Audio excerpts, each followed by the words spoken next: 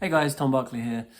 Thought I'd just do a quick video off the back of speaking to James Maddison in the mix zone along with some other journalists after the Ipswich game and some of the comments he had, along with a bit about Guillem and Vicario. We also caught up with him too, so I'll add that on the end. But James Maddison, yeah, some interesting quotes, not just about Spurs, but also about England overall and his ambitions, hoping to get back into the squad, as you'd expect.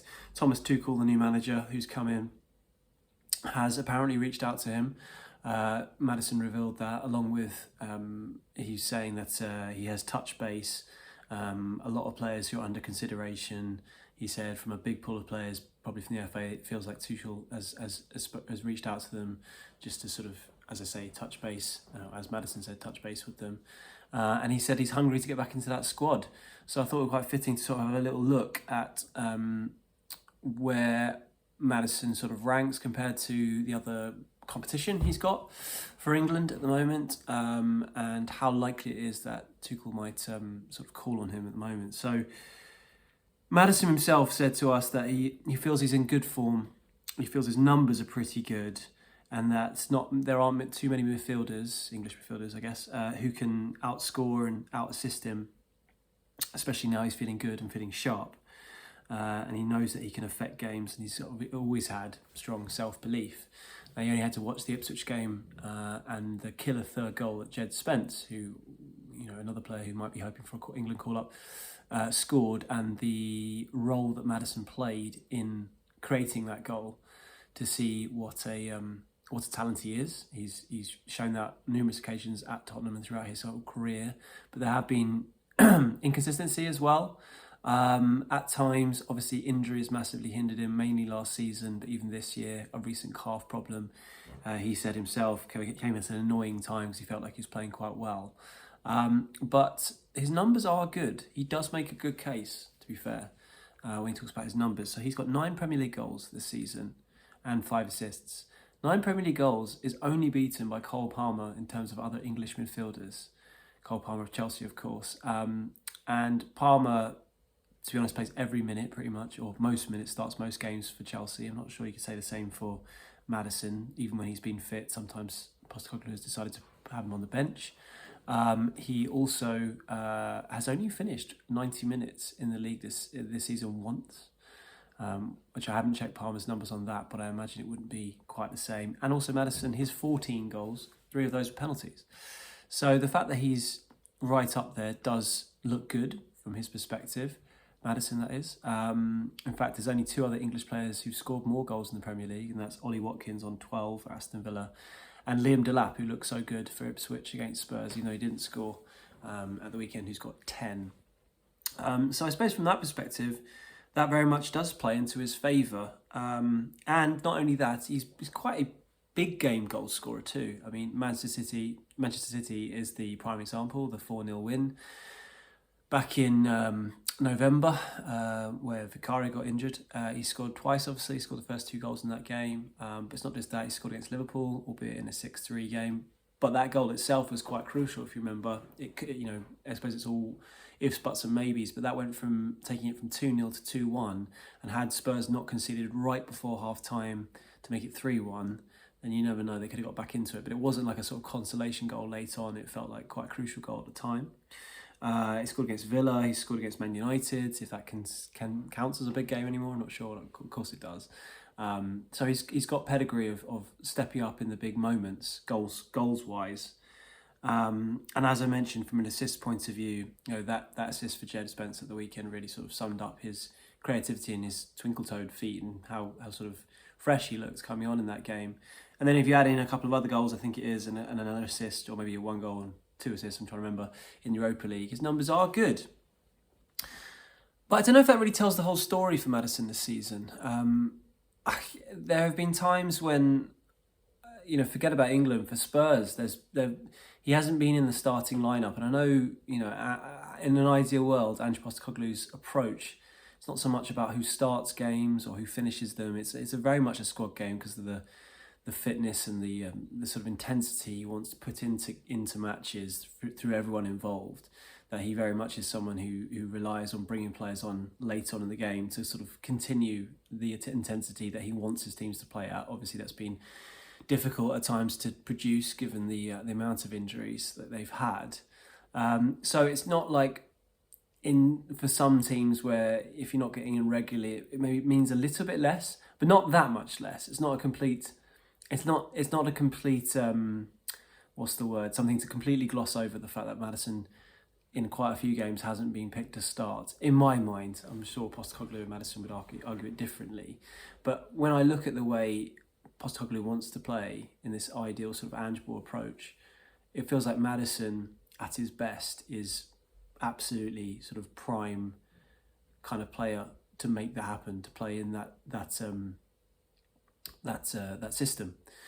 So the fact that he doesn't always play is something that is quite interesting, and maybe speaks to the fact that his performances at times, and I'm sort of loath to criticise him too much, because I think that ankle injury that he had back in November in that infamous 4-1 game against Chelsea did have a massively devastating effect on him. And Postecoglou has spoken many times when he's been asked by myself and others about Maddison and essentially why is he not producing certain performances on a regular basis. He often talks about it being down to his fitness and being able to produce in the same way and run and get into all the different zones that he needs to be that sort of all-round player. And when we've seen that at times this season, I'm trying to think which games. There were a few. Was it around the Brentford game earlier this season where he had a brilliant match all round? Which was Brentford. I'm trying to remember which game it was. But that's when he can really, really click and looks like he's not just a playmaker, but he's in for the tackles. He's covering all the ground. And looks just an excellent player. But I'm not sure we've seen it quite often enough. And when it comes for England, the problem is for him, as always, and probably even more so now, is just the depth of competition. I mean, Maddison's got 7 caps. He's got the last of which came against Bosnia at St James's Park. I remember being there, the 3-0 win that England had, sort of Euros warm-up in that game. But he didn't make Southgate's final squad, which was a bit of a surprise at the time, but then quite a few players missed out. I mean, Jack Grealish's exclusion was a shock, I suppose. I'm not sure Maddison's was a shock, but it was a bit of a surprise. And he hasn't been back in the squad since. Obviously, Southgate left after the Euros. Lee Carsley had this interim period where he had 6 matches over the autumn, and he didn't pick Maddison once. And there was a little period when it felt like Maddison was playing pretty well at the start of the season, and he still didn't go for him. And in fact, he went for some younger players who hadn't really been capped before for England, which have only made his bid to break into this England squad, or back into this England squad, even harder. Because before, you obviously had Bellingham, you had Foden, Cole Palmer as well, Conor Gallagher, if you consider him, he's for England, he's generally been a deeper lying midfielder, but he has played in that role before for Chelsea, so I'm sort of including him. And then obviously Kobbie Mainoo over the summer, albeit again he was a bit deeper, although recently for Man United he's been playing further forward. But now after Carsley's sort of reign, which overall was a good stint, apart from that Greece game, which was a bit of a disaster, but they won all the other 5 games, and one of the biggest pros of his interim tenure was all the young players he brought through. I'm not including an Angel Gomez, even though he's a midfielder, because he's definitely a deep-lying midfielder. But players like Curtis Jones, definitely Morgan Gibbs-White, he seems to be in that role as a sort of number 10, which Maddison would want to be operating in. Morgan Rogers, towards the end, who's only kicked on further and has arguably been one of the best young players, or best players in the Premier League this season. Then even players like his teammate Jacob Ramsey, probably less so, but he's probably in the reckoning. So suddenly that clutch of players that he's got to compete against Maddison, to play in number 10 or playing on the creative attacking midfield positions is even more difficult, or there's even more competition. But then, I suppose then you look at it, I mean, Bellingham's a shoo-in. He's playing well for Real Madrid anyway, but even if he wasn't, he's not only a shoo-in for the squad, he also starts, let's be honest. Palmer's had a very good season, as I pointed out, following up from last season. Foden's interesting. Foden's had a difficult season and has kind of been overlooked how much he struggled in the whole sort of debate about Manchester City and what season they've had. He's had issues, with fitness, it seems. But even so, he's such a talent that I'd be surprised if Tuchel were to leave him out. I think Curtis Jones showed briefly, and he can play deeper as well. What a talent he is. It just looks hard, doesn't it? So Maddison's, even when he's playing at his best for Tottenham, and if Tottenham are sort of, at the top end of the league or towards the top end of the league, it's still a real battle for him to get in there. And even though he's got those 9 Premier League goals, which, as I said, isn't beaten by anyone but Palmer, you sort of wonder how much how likely it still is for him to get in there, because it's not just the goals, it's like performances. I don't feel like there've been loads of performances this season where you've walked away thinking, wow, James Maddison absolutely ran the show. There've been moments, that moment the other day against Ipswich was a prime example of that. It actually reminded me quite a lot of the goal he set up towards the end for England for Jude Bellingham against Belgium in the March game about nearly a year ago, ahead of the Euros, to draw 2-2. It was quite a disappointing result for England's point of view. It was only a friendly, but it was a draw at home to Belgium at Wembley, 2-2. But Maddison made the difference when he came on and teed up Bellingham right at the end. And that sort of shows you he does have that ability to conjure something out of nothing. And that's always going to be in his locker, I think, compared to players like Gibbs-White perhaps, and Gallagher definitely, and some of these other players. Like he's got that almost what the Germans call a joker quality. So the Germans, they use this word joker, not meant in a pejorative sense at all. It's meant as in basically the ace up your sleeve on the bench that you bring on late in the game. So Nicholas Füllkrug for Germany in the Euros was their joker. But Maddison could definitely be one. If anything, actually, in a way, he was a joker for Spurs at Ipswich at the weekend, coming off the bench and taking the game away from Ipswich. And he's got that ability, and has probably shown it arguably as much as Foden has in all the caps he's had for England, at least not for Man City. So that's in his that's a card up his sleeve, I suppose. And the fact that Tuchel's been in touch is really, really promising. But and the fact, I suppose, that Tuchel has got an 18-month contract. It's all about winning the World Cup. It's not about legacy in terms of bringing young players through like Southgate was all about. I do wonder if there are going to be some older players in his first squad that you might not have guessed, because it is all about players that he thinks can be part of his core going into that World Cup next year, provided we qualify, presuming that we will. So I don't think that, if you're sort of 28, like Maddison is, which isn't the prime of his career anyway, but say you're 30 odd, I don't think if Tuchel still feels that you're going to be good enough in 18 months time, that shouldn't count against you, like maybe previously Southgate and during Carsley's little interim tenure as well. They were looking more to the future and bringing young players in to sort of set England up. At least that's my feeling. Doesn't mean it's definitely going to be the case. Anyways, that's kind of the sort of talking about Maddison and his England chances. Back to what he was saying about Tottenham.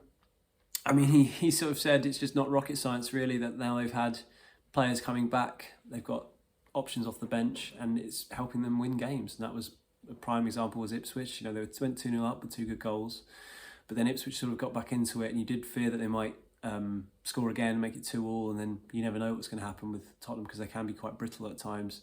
But then Maddison comes on, lovely bit of skill to tee up Jed Spence, and the game's taken away from them. And he says it's not a coincidence that the results have picked up in the league. Obviously 3 wins in a row now since players have started to come back.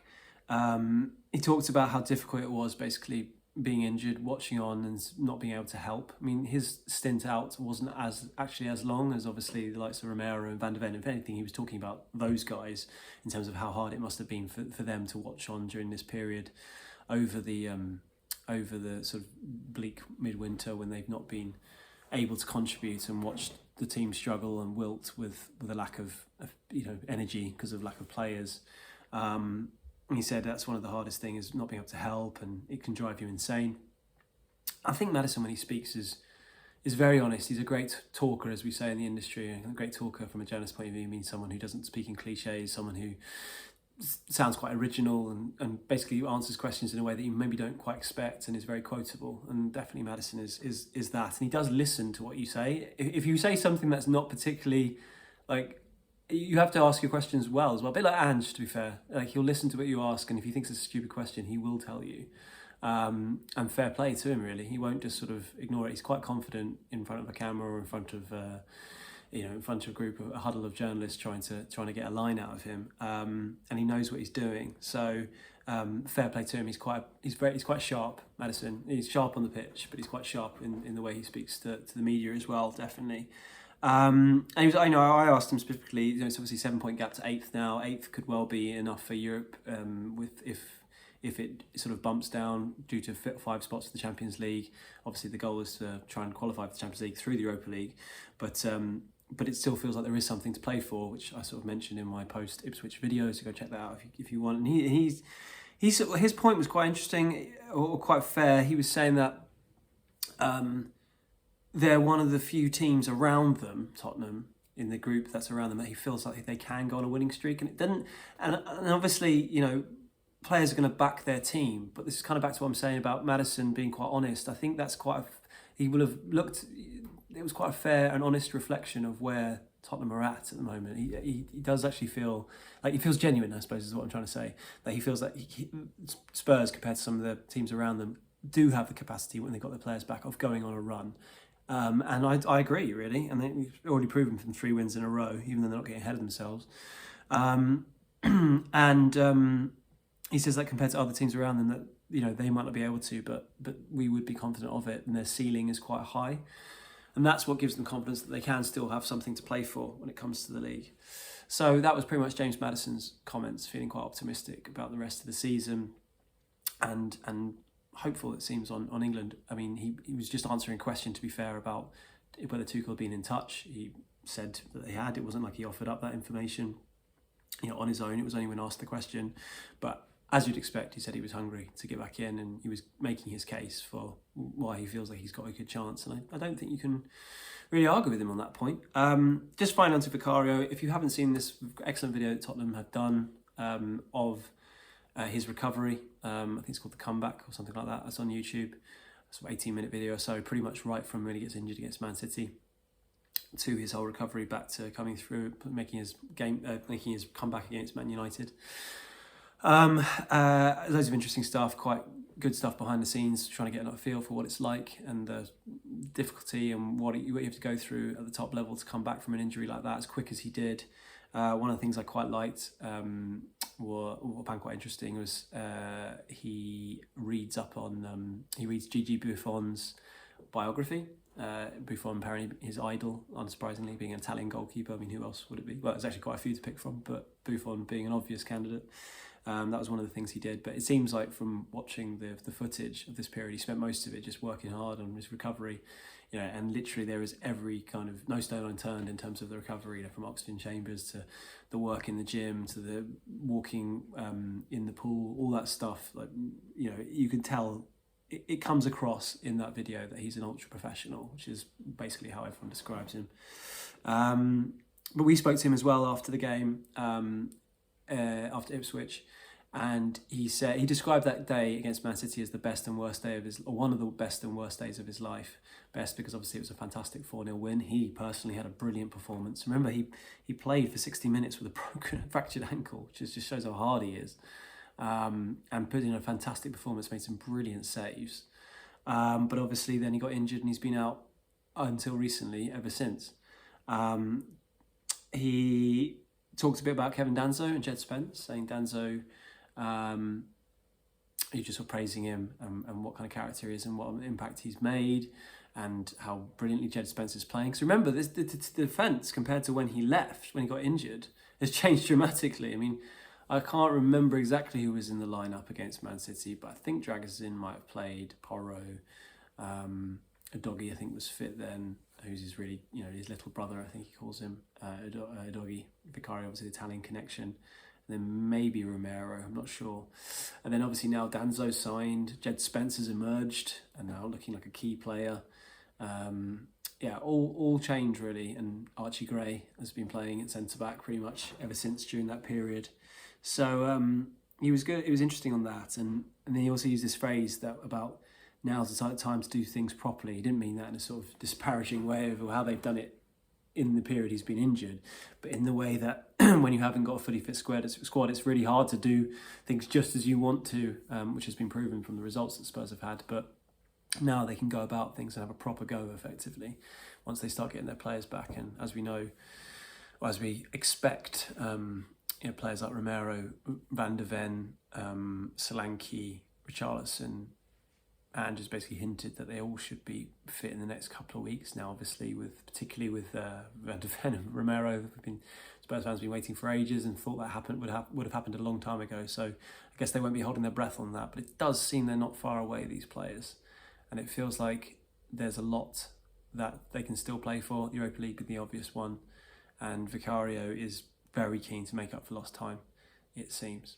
Anyway, that wraps up this video. I just thought I'd do one particularly on Maddison because I thought it was quite interesting. I will do a video after the press conference ahead of Man City tomorrow. So I'll speak to you then, guys. Cheers.